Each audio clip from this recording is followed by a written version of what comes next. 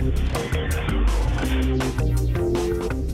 Dan Ackerman, and we are here taking a look at the Digital Storm X17. Now, I'm not going to lie to you, this is not the prettiest laptop on the block, although it may look very familiar, because if you've seen some other reviews we've done of boutique gaming laptops, or you've gone shopping for one yourself, maybe from Digital Storm, from Origin, or any one of those other little companies, they all look kind of the same because they're all built around the same off-the-shelf chassis, in this case from a company called Clevo. And what boutique gaming laptop and desktop companies do is they get these generic cases, then they open them up, put in their own high-end components, assemble it by hand, burn it in, test it, and then send it to you. So you're really paying for the assembly, the high-end components, the testing, the really in-depth support that comes with it, not for the actual look and feel of the laptop, because this is a very premium priced product. It's $2,000.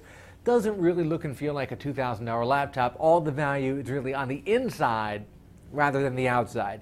But if you're okay with that, this is actually the best price I've been able to find for this particular set of components, which has a quad-core Core i7 processor, the highest end of AMD's current graphics cards, and 16 gigs of RAM, which is pretty cool, coupled with, unfortunately, a keyboard that's backlit, but not a fantastic keyboard, a touchpad that's pretty small with little clunky buttons down there at the bottom. At least if you're going to be gaming a lot on the big 17-inch 1080p screen, you're probably going to have an external mouse plugged in all the time, so the touchpad shouldn't bother you too much. Some companies customize this case a little bit, like by putting a different back panel on it. In this case, Digital Storm just kind of wrote their name over here and again on the back. That actually kind of takes away from the look even a little bit more. You'd almost rather be sort of generic and understated.